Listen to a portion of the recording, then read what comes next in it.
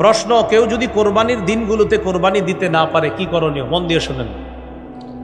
10, 11, 12 জিলহজ সূর্যাস্তের আগ পর্যন্ত কেউ যদি কোরবানি দিতে না পারে কি করণীয়? খুব ভালো করে আমার দিকে তাকান, তাহলে বুঝবেন।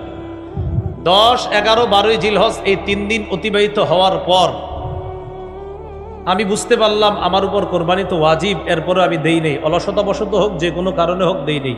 আল্লাহ হেফাজত করুন, নাউজুবিল্লাহ, এরকম কাজ যেন না করি। বোঝানোর জন্য আমার ছাড়ার উপায় নেই, এই জন্য বুঝাইতেছি।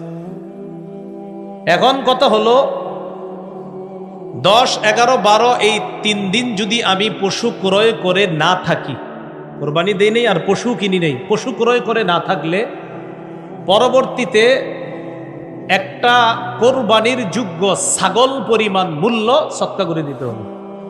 যদি পশু ক্রয় করে না থাকি তাহলে কোরবানির যোগ্য ছাগল পরিমাণ মূল্য সৎকা করে দিতে হবে। আর যদি পশু ক্রয় করে থাকি কিন্তু অলসতা বশত বা কোনো কারণে এই 3 দিন কোরবানি করি নাই, তাহলে ওই পশুটাই সৎকা করে দিতে হবে। সেটা ওট হোক, গরু হোক, ছাগল হোক, যা হোক। ভাই একটু বুঝে আসছে সবার? এবার বুঝেন। ঘটনাচক্রে 13 তারিখ আমি জবাই করে ফেলছি। 13 তারিখ জবাই করে ফেলছি। ওয়াজিব ছিল কবে? 10, 11, 12। এখন 13 তারিখ জবাই করছি। যদি জবাই করে থাকি তাহলে ওই গোস্তটা সৎকা করে দিতে হবে। জবাই করা ঠিক হয় নাই আমার, কিন্তু জবাই করে ফেললে গোস্তটা সৎকা করে দিতে হবে। এই মাসালাটা কি সবাই বুঝছেন?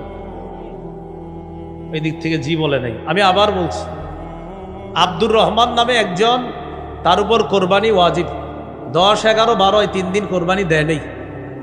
এখন যদি সে পশু ক্রয় করে না থাকে তাহলে পরবর্তীতে কোরবানির যোগ্য একটা ছাগল পরিমাণ মূল্য সৎকা করে দিতে হবে। আর যদি পশু ক্রয় করে থাকে তো ওই পশুটাকেই সৎকা করে দিতে হবে।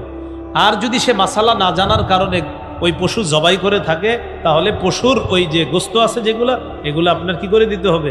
সৎকা করে।